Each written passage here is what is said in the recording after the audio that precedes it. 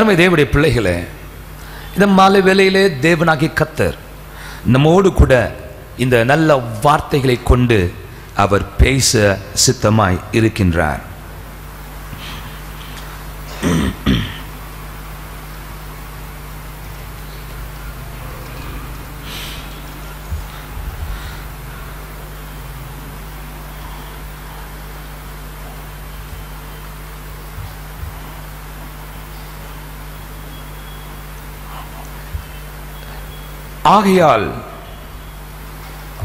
ஆகையால் தேவனுக்கு கீழ்ப்படிந்திருங்கள், பிசாசுக்கு எதிர்த்து நில்லுங்கள், அப்பொழுது அவன் உங்களை விட்டு ஓடிப்போவான்.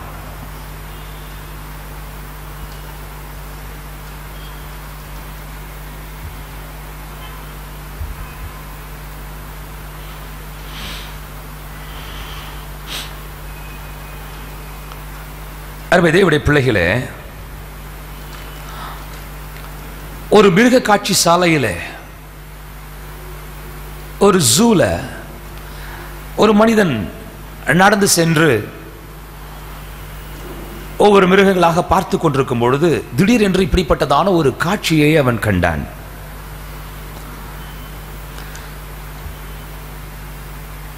ஒரு கூண்டுக்குள்ளாக ஒரு பெரிய சிங்கம் படுத்துக் கொண்டிருந்தது. அந்த கூண்டுக்குள்ளாக ஒரு மனிதன், பெருக்கிறதான மனிதன் தொடப்பத்தை வைத்துக் கொண்டு அங்கே அவன் பெருக்கிக் கொண்டிருந்தான். அந்த கூண்டுக்குள்ளாக அவன் பெருக்கிக் கொண்டிருந்தான். எப்படி பெருக்கிக் கொண்டிருக்கும் பொழுது இவன் பெருக்கிறதான அந்த தொடப்பம் அந்த சிங்கத்தின் மேலே பட்டு அது உசுப்பி விட்டது. தூங்கிக் கொண்டிருந்ததான அந்த சிங்கம் இந்த தொடப்பம் பட்டது நிமித்தமாக அது அங்கிருந்து எழுந்தது. எழுந்து இந்த மனிதனை பார்த்து அப்படின்னு சொல்லிட்டு அந்த பக்கத்தில் போய் படுத்துக்குச்சு. இதை பார்த்து கொண்டிருந்ததான இந்த மனிதனுக்கு ஆச்சரியம். அப்பொழுது அந்த கூண்டுக்குள்ள இருந்ததான அந்த மனிதனை, தொடப்பத்தோடு இருக்கிற அந்த மனிதனை இவன் பார்த்து கேட்டாராம், அப்பா, நீங்க ரொம்ப தைரியசாலி சார், ரொம்ப தைரியமானவங்க போல தெரியுது. சிங்கத்தின் கூட்டுல போய் நின்று கொண்டு அது படுத்துட்டு இருக்குது, அது மேல அப்படியே பெருக்கி அதை எழுப்பி விட்டு அது அந்த பக்கம் போய் படுத்துக்குச்சு. ரொம்ப தைரியமானவனா இருப்பீங்க போல தெரியுதே என்று சொல்லி அவர் சொன்னாராம்.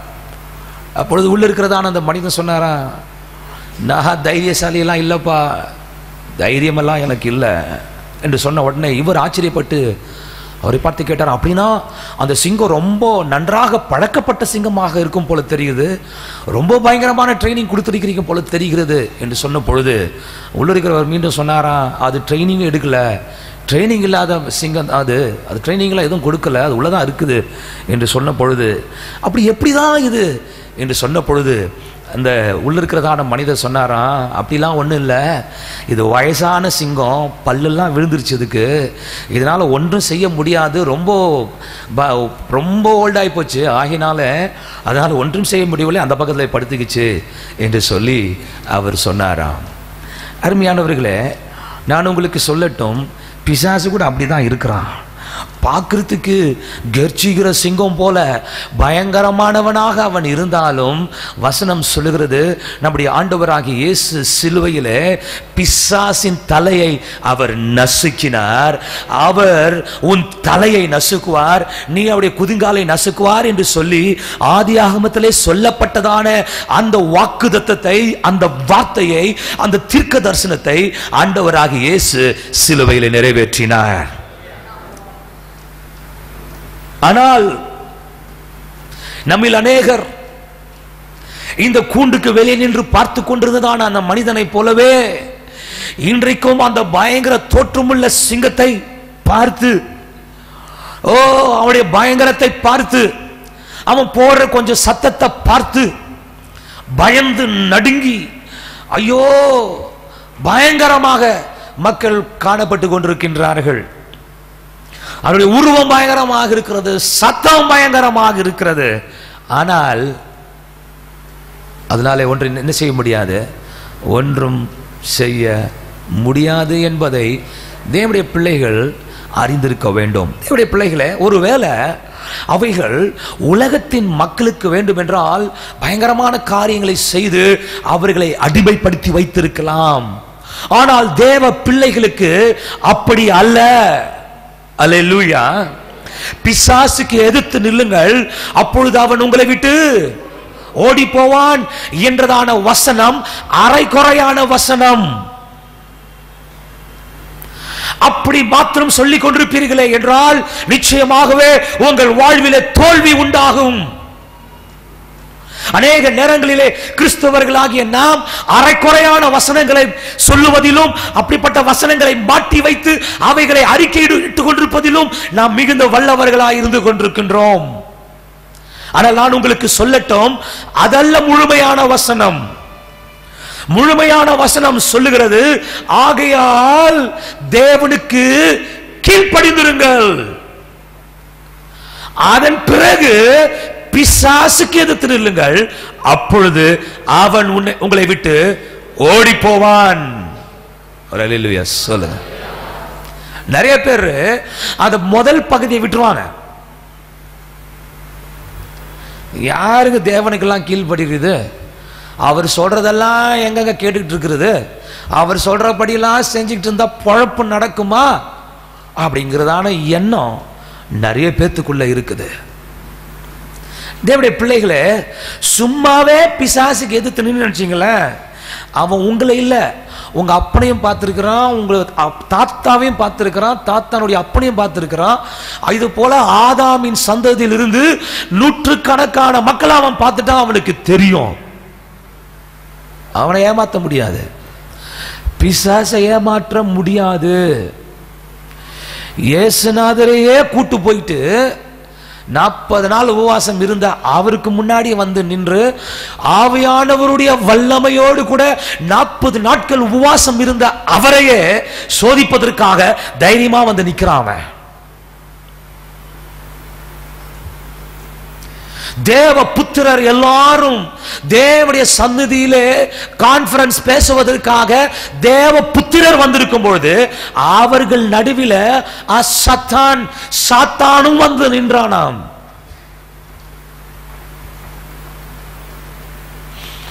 தேவனுடைய சமூகத்திலே வந்து நிற்கின்றான்.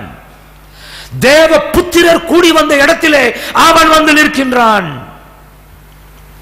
தேவனுடைய பிள்ளைகளே, சாத்தான் என்பவன் சாதாரணமான ஆள் அல்ல என்பதை நீங்கள் புரிந்து கொள்ள வேண்டும்.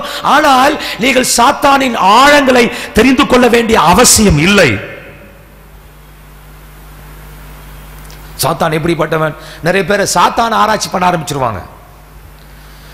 சாத்தானை ரிசர்ச் பண்றாங்க. பாஸ்டர், ஒரு புக் எழுதலான்னு இருக்கிறேன், சாத்தானை ரிசர்ச் பத்தி படிக்கலான்னு. சாத்தானை ரிசர்ச் பண்ணாத, ரிசர்ச் பண்ண வேண்டியது தேவனை. அல்லேலூயா. தேவனை ஆராய்ச்சி செய்யுங்க, கர்த்தருடைய காரியங்களை ஆராய்ச்சி பண்ணுங்க. ஸ்தோத்திரம். அது அவன் ஒன்றுமில்லாமல் போக போகிறவன். அவன் சங்கிலிகளாலே கட்டி பாதாளத்தில் தூக்கி போடப்பட்டு அதோடு நிர்மலமாக்கப்பட்டு போக போகிறவன். அவனை எதுக்காக நம்ம ஆராய்ச்சி பண்ணிட்டு இருக்கணும்?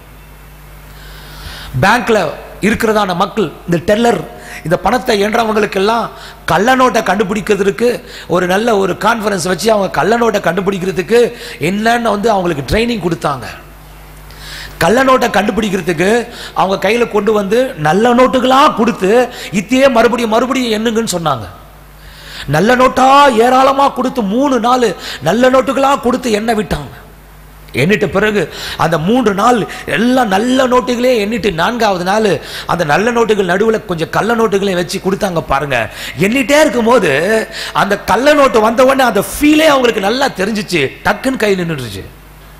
இது கள்ள நோட்டாச்சு, இது வந்து நம்ம என்னது மாதிரி இல்லையே அப்படின்னு சொல்லிட்டு கள்ள நோட்டு வந்த உடனே ஆட்டோமேட்டிக்காக அதை ஐடென்டிஃபை பண்ணிட்டாங்க. கள்ள நோட்டை கையில் கொடுத்து அதெல்லாம் நீங்கள் பார்த்துட்டு இருக்கீங்கன்னா எத்தனை கள்ள நோட்டு தான் பார்க்குறது, விதவிதமாக வந்துகிட்டு இருக்கோம். ஆனால் தேவனுடைய பிள்ளைகளை நல்ல நோட்டில் நல்லா பிராக்டிஸ் பண்ணிட்டீங்கன்னா கள்ள நோட்டை ஈஸியாக கண்டுபிடிச்சிடலாம். தோத்திரம். அல்லேலூயா.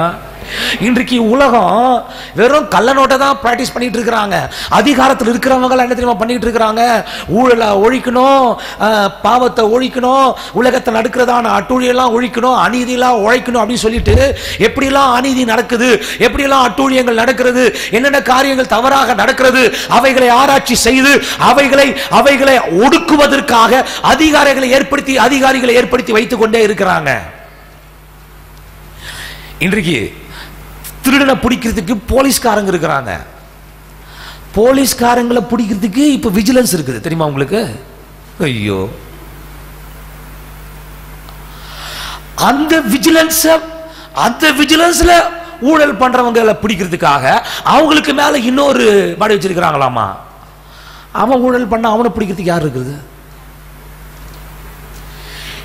இப்படியே போயிட்டு இருக்குது. கடைசியில் யாரு தான் எவனை பிடிக்க போறான்னு தெரியல எனக்கு. மக்களுக்கு நல்லதை செய்ய வேண்டியதான விஓக்கள், ஆர்ஐக்கள், இவங்களை பார்த்தா இவங்கெல்லாம் ஊழல் பண்ணிட்டு உட்கார்ந்து இருக்கிறாங்க. அவங்கெல்லாம் பிடிச்சி துணியை மூஞ்சில மூடிட்டு அவங்க கூட்டு போயிட்டு இருக்கிறாங்க. அதிகாரிகளை பிடிப்பதற்கு அதிகாரிகள், அந்த அதிகாரியை பிடிக்கிறதுக்கு அதுக்கு மேல ஒரு அதிகாரி, அந்த அதிகாரி பிடிக்கிறதுக்கு அதுக்கு மேல ஒரு அதிகாரி. இது போல எத்தனை அதிகாரி தான் போயிட்டு இருக்கோம். கடைசியில் எப்பதான் ஒழிய போகிறது? நிச்சயமா சொல்றேன், இது ஒழியாது. கள்ளநோட்டுகள் மேல கள்ளநோட்டு விதவிதமா வந்துகிட்டு தான் இருக்கும். ஆனால் இவைகள் எல்லாம் ஒழிப்பதற்கு ஒன்றுதான் தேவை. ஜீவனுள்ள தேவனாகிய இயேசுவை அவர்கள் ஏற்றுக்கொண்டு தேவனுடைய வழியிலே நடக்கும்போது அவைகள் எல்லாம் ஒழிக்கப்பட்டு விடும். துன்மார்க்கர் உயர்ந்திருக்கும் பொழுது சண்டாளர்கள் எங்கும் அலைந்து திரிவார்களாம். வேதம் தெளிவா சொல்லுது. அரசாட்சியில அமர்ந்து கொண்டிருக்கிற மக்கள் சூட்கேஸா வரணும்னு சொல்லும் பொழுது கீழே இருக்கிறவன் என்ன பண்ணுவான்? அவங்க மட்டும் தான் சம்பாதிக்கணுமா? நம்மளும் சம்பாதிக்கணும் அல்லவா என்றதான எண்ணத்தை எல்லாமா உண்டாக்குகின்றார்கள். அருமை தேவனுடைய பிள்ளைகளே, இவைகளுக்கெல்லாம் என்ன? இந்த ஜனங்கள் தேவனுடைய வார்த்தையை அவர்கள் பிடித்து நடக்கும் பொழுது, தேவனுடைய வசனத்தின்படி நடக்கும் பொழுது நிச்சயமாகவே தேசத்திலே சமாதானம் உண்டாகும். தேசத்திலே நீதி தலைத்து இருக்கும். தேசத்திலே அமைதல் உண்டாயிருக்கும். இல்லாவிட்டால் எல்லாத்தையும் பிரிடான் தான் சொல்லுவாங்க. பிரி, ஏன் ஒருத்தனே ஆட்சி செய்யணும்? பிரி, தனித்தனியா பிரி. கடலோர ஆந்திரான் பிரி, நடுவில் இருக்கிற ஆந்திரான் பிரி, மேற்கில் இருக்கிற ஆந்திரான் பிரி, சவுத்தில் இருக்கிறது பிரி, எல்லாத்தையும் தனித்தனியா பிரி. எல்லாத்துக்கும் ஒவ்வொரு சீஃப் மினிஸ்டர் வரணும்ல, எல்லாம் அவங்க ஆளுகை செய்யணும். இவனுக்கு பிரிக்கிறத பார்த்து தமிழ்நாட்டில் இருக்கிறவங்க கீழே இருக்கிறதெல்லாம் பிரிடான்றாங்க.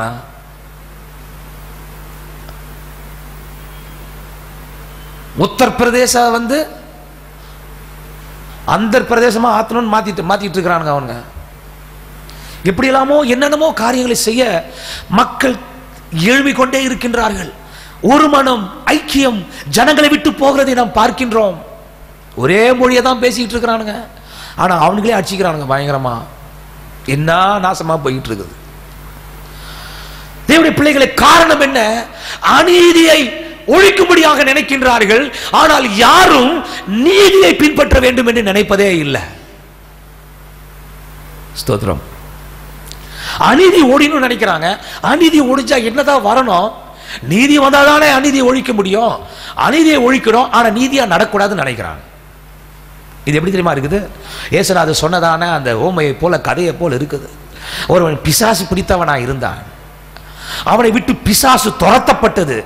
பிசாசு ஓடி போன பிறகு அந்த வீடு பெருக்கி கூட்டி ஜோடிக்கப்பட்டு அலங்காரமாக வைக்கப்பட்டது.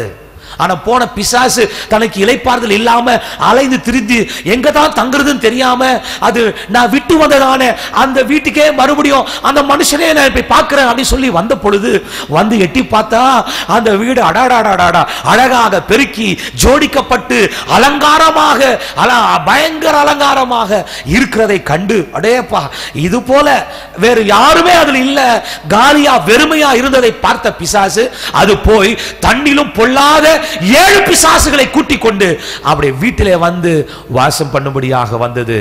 அந்த மனுஷனுடைய முன்னிலைமையை பார்க்கலாம்.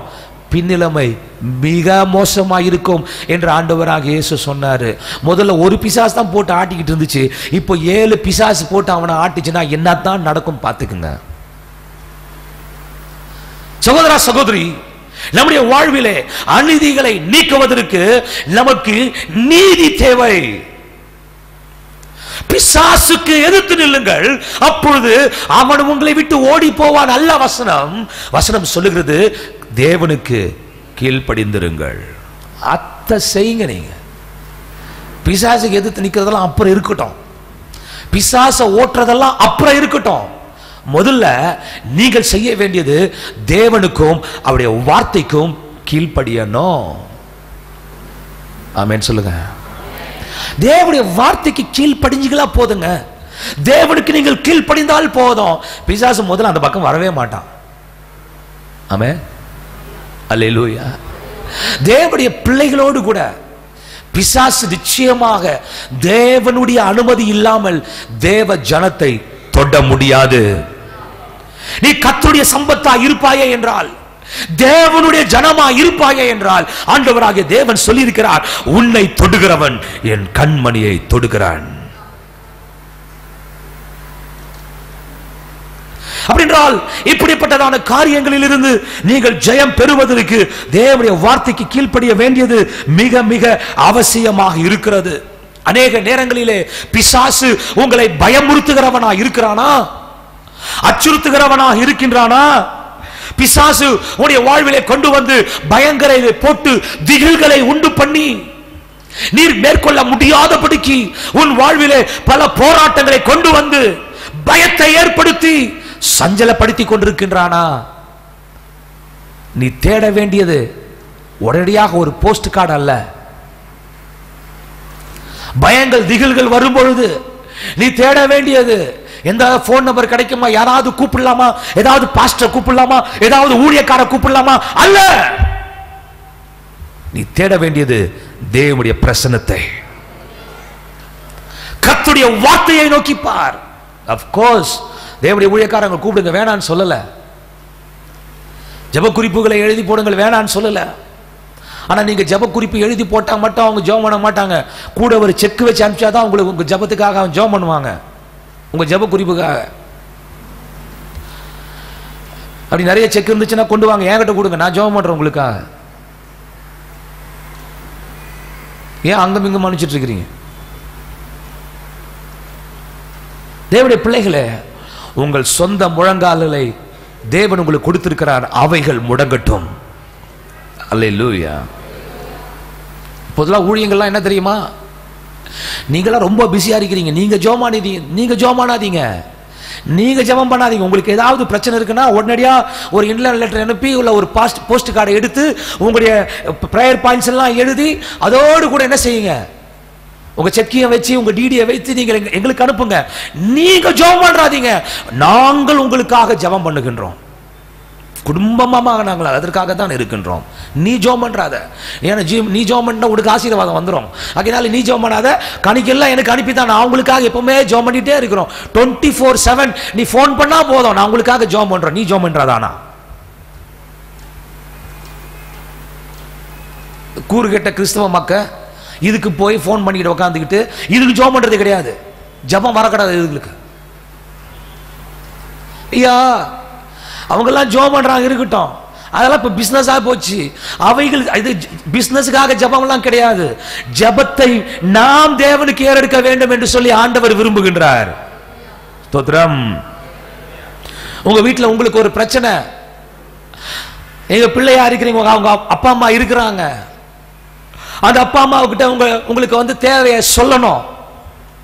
எக்ஸாம் எழுத போறேன், மார்ச் 3ஆம் தேதி பரீட்சை, ஆகினால எனக்கு ஒரு பேனா வேணும் அப்படின்னு சொல்லிட்டு இங்க இருக்கிறதான கால் சென்டருக்கு போன் பண்ணி, நான் வந்து எங்க அப்பா கொஞ்சம் போன் பண்ணி சொல்லுங்க, நீங்க வந்து கொஞ்சம் அவர்கிட்ட விண்ணப்பம் பண்ணுங்க, எனக்கு ஒரு பேனா வேணும்னு கொஞ்சம் கேளுங்க, எங்க அப்பா எனக்கு வந்து பேனா கொடுக்கணும், அதுக்காக செக் ஒரு 500 ரூபாய் அனுப்பி இருக்கிறேன் அப்படின்னு கால் சென்டருக்கு போன் பண்ணி நீங்க சொன்னீங்கன்னா உங்க அப்பா எப்படி ஃபீல் பண்ணுவாரு?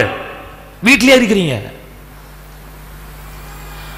அப்பா கிட்ட நேரடியா கேட்கறதை விட்டுட்டு கால் சென்டருக்கு எவனோ ஒருத்தன் மூணாவது ஒரு ஆளு உட்காந்துருங்க, ஹலோ ஏர்டெல் இருந்து நான் கால் பண்றேன், உங்க பிள்ளை எனக்கு கால் பண்ணாரு, அவருக்கு ஒரு பேனா வேணுமா, எக்ஸாம் எழுத போறாரு, ஆகினாலே ஒரு பேனா வாங்கி கொடுங்க அப்படின்னு சொன்னாங்கன்னா எப்படி இருக்கும்?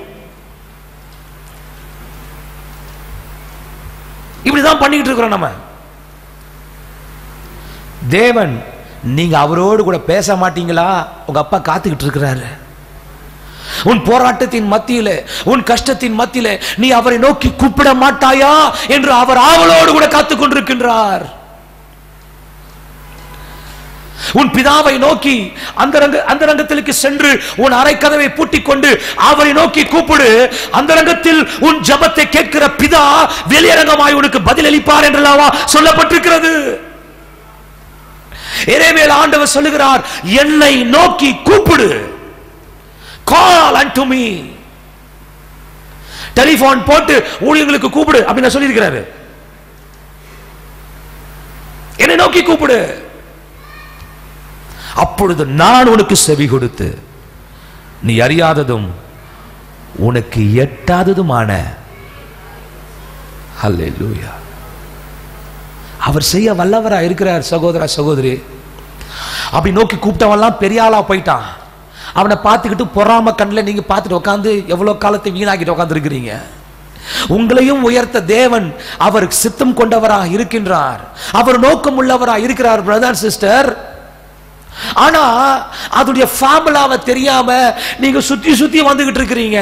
ஆனா நடுவில் அவர் உங்களுக்காக காத்து கொண்டிருக்கிறார், அதை மறந்து போயிட்டீங்க. கர்த்தரை நோக்கி பார்க்கிற முகங்கள் ஒருபோது வெட்கப்பட்டு போனதே இல்லை, அவை பிரகாசம் அடைந்தது என்று சொல்லப்பட்டிருக்கிறது அல்லவா? நீங்க ஏன் அவரை நோக்கி பார்க்க கூடாது? நீங்கள் ஏன் அவரை நோக்கி கூப்பிடக்கூடாது? அவர் உங்களை பிரகாசிப்பிக்கிற தேவனா இருக்கிறாரு. அவர் உங்களுக்கு அதிசயங்களை செய்ய வல்லவரா இருக்கிறாரு. அவர் எவ்வளவு அற்புதங்களை செய்கிறதான வல்லமையுள்ள தேவனாக இருக்கின்றார். தாவீதுனுடைய கதை வெறும் கதை தானா? அது கிதியோனுடைய காரியங்கள் வெறும் கதை தானா? Is it bedtime stories? ஏதோ டைம் பாஸுக்காக வாசிக்கிறதான கதைகள் என்று நீங்கள் நினைத்து விட்டீர்களா? அது உண்மை கதையா இருக்குமே என்றால், உண்மை சம்பவமா இருக்குமே என்றால், அன்றைக்கு உயிரோடு கூட இருந்ததான தேவன் இன்றைக்கு இல்லாமல் போய்விட்டார் என்று நினைக்கிறீர்களா? தாவீதை கொண்டு அந்த பெரிய கோலியாத்தை என் தேவனாலே வீழ்த்த முடியுமே என்றால், அந்த தேவன் இன்றைக்கும் ஜீவன் உள்ளவராக இருக்கின்றார். அவருடைய இருதயம் தேவனோடு கூட அல்லவா இணைந்து கொண்டிருந்தது. தாவீது அங்கேயும் ஓடி போயிட்டு, ஐயோ எங்களுக்கு விரோதமாக என் அண்ணன் வந்து ஆர்மியில இருக்கிறான், என் அண்ணனுக்கு விரோதமாக ஐயோ கோலியாத்தெல்லாம் வந்து நிக்கிறான், ஆர்மி எல்லாம் எதிராளிகள் வந்திருக்கின்றார்கள், ஐயா என் அண்ணனுக்காக ஜெபம் பண்ணுங்கள் ஐயா, ஷம்மாவுக்காக ஜெபம் பண்ணுங்க, அபினதாபுக்காக ஜெபம் பண்ணுங்க ஐயா, ஓ அப்படின்னு அவன் வந்து லெட்டர் போட்டிருந்தான். போய் நின்னா, அவனுக்கெல்லாம் பயந்து நிற்கும்போது தேவனுடைய மனிதனாகி இவன் போய் நின்றான். அவனுக்கு முன்னாடி பார்க்கும்போது இந்த பையன் சோட்டா ஃபெலோவா இருக்கிறான். அது கோலியாத்துக்கு முன்பாக நிற்கும் போது இந்த தாவீது, டேய் அவன் சொல்லிருப்பான் அவனை பார்த்து, அடா குள்ள கத்திரிக்கா என்ன அடிக்க நீ வந்திருக்கிறியா, டே டேய் அவனை பாரு நாய் அடிக்கிற மாதிரி வந்திருக்கிறியாடா, என்ன குச்சியோட வந்திருக்கிற, கோலோட வந்திருக்கிற, அதோட கவனோடு வந்திருக்கிற. அவன் சொல்றான், டேய் என் கையில் இருக்கிற கோலையும் என் கையில் இருக்கிற கவனையும் கல்லையும் பார்க்காதடா, நான் வந்திருக்கிறது சேனைகளின் தேவனாகிய ஜீவனுள்ள தேவனுடைய நாமத்தினாலே நான் வந்திருக்கின்றேன். அல்லேலூயா. கூழாங்கலை கொண்டு போய் அடிச்சான் பாருங்க, ஒரே சுத்தி ஆடி விட்டான். நெத்தியில பட்டு இப்படி விழுவான்னு பார்த்தா இப்படி விடுறாரு அவரு. ஸ்தோத்திரம். கல் விட்டா எங்க போய் விடுதான்?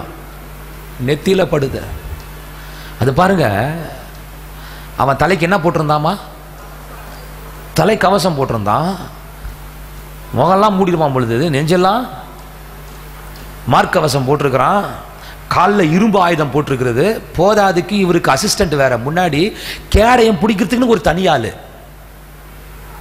கேடயம். அது ஏன்னா இவர் கையில் என்ன இருந்துச்சாமா? ஈட்டி இருந்ததாமா. அந்த ஈட்டி எவ்வளவு பெருசு தெரியுமா இருந்துச்சாமா? எவ்வளவு பெருசு இருந்ததாமா? ஒரு தூண் அளவுக்கு இருந்துச்சாமா.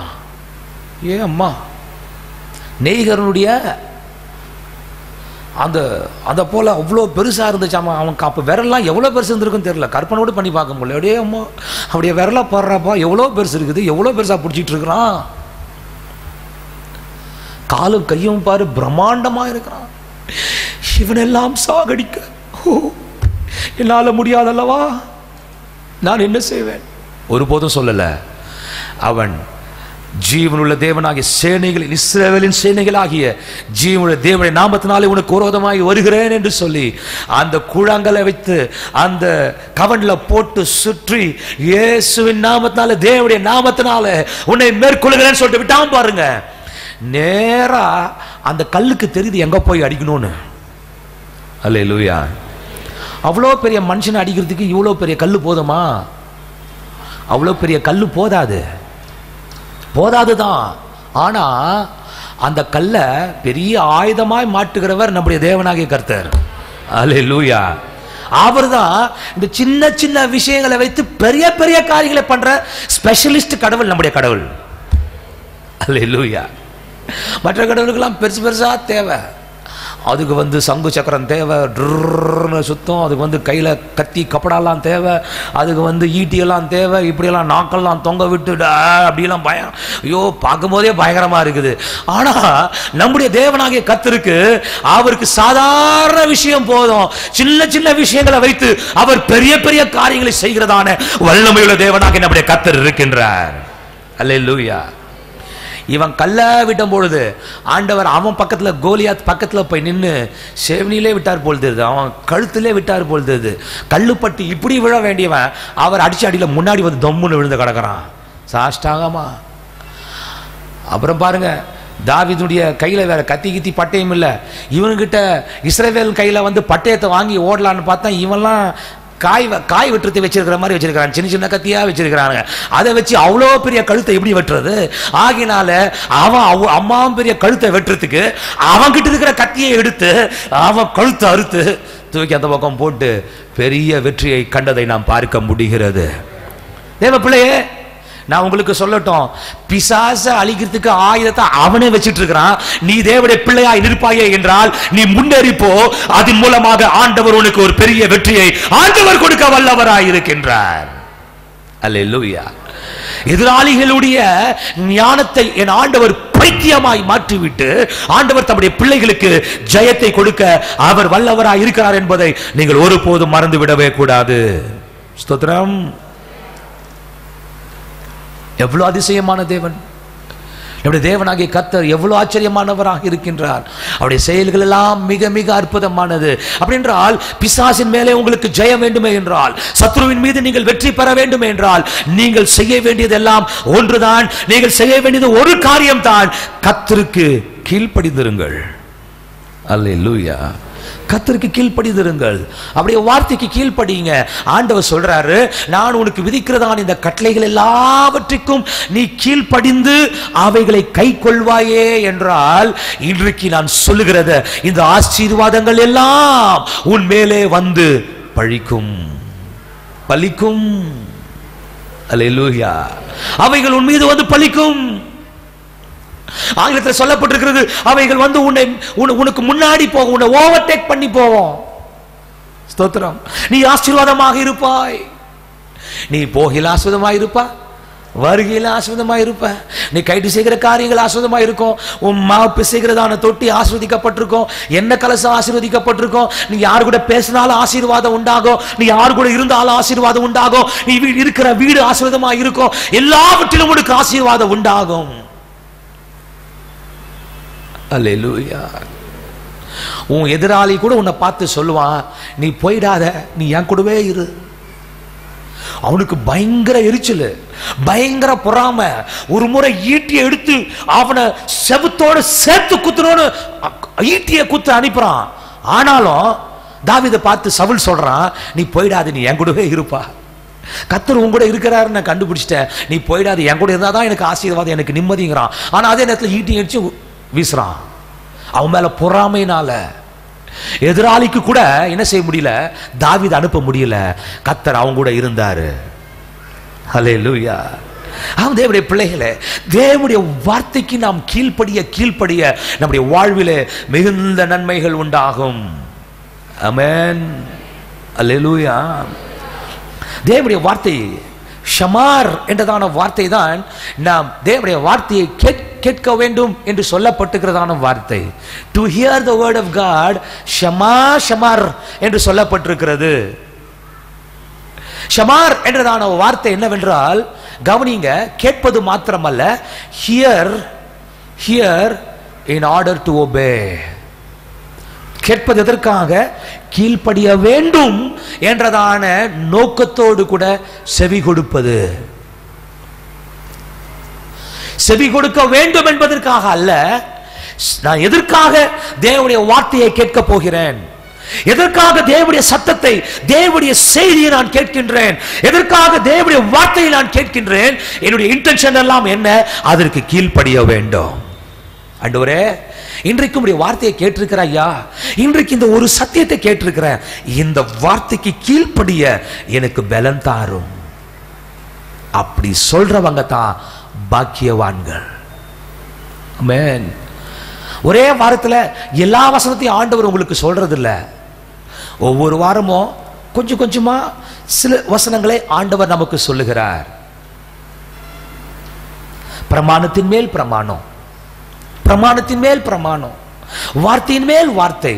ஆண்டவர் இங்க கொஞ்சம் அங்க கொஞ்சம் எடுத்து நமக்கு சொல்வதற்கான காரணம் என்ன தெரியுமா? எல்லாத்தையும் ஒரே நேரத்தில் ஆண்டவர் கொட்டாதபடிக்கு ஒவ்வொன்றா ஆண்டவர் ஒவ்வொரு வாரமும் நமக்கு சொல்லிக் கொடுப்பதற்கான காரணம் என்ன தெரியுமா? அந்த ஒரு வார்த்தையை நீங்கள் கேட்டு, அந்த ஒரு வசனத்தை கேட்டு அதற்கு கீழ்ப்படிவதற்கு தேவனிடத்தில் பலன் பெற்று அதுல நீங்கள் வளர்ந்து விட வேண்டும். அல்லேலூயா. சொல்லுங்க.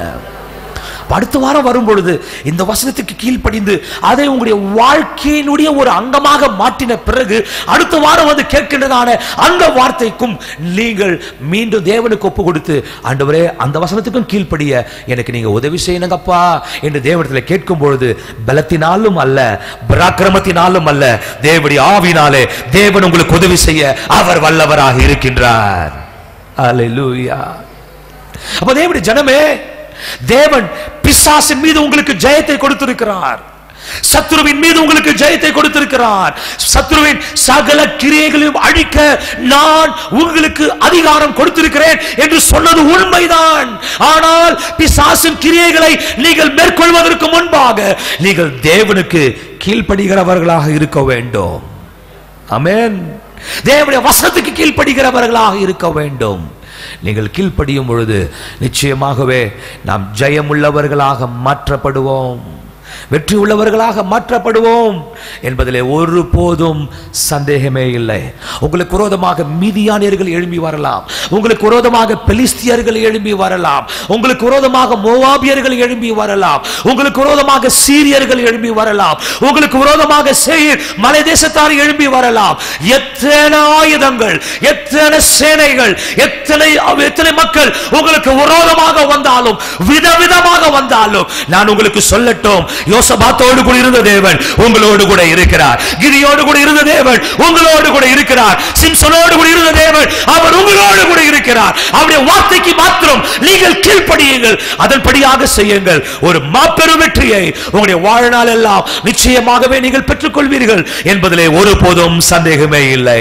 தேவனுடைய வசனத்தை நாம் எல்லாரும் சேர்ந்து சொல்லுவோம். ஆகையால் கர்த்தருக்கு கீழ்ப்படிந்திருங்கள், பிசாசுக்கு எதிர்த்து நில்லுங்கள், அப்பொழுது அவன் உங்களை விட்டு ஓடி போவான். ஆமென். ஹல்லேலூயா, ஹல்லேலூயா, ஹல்லேலூயா.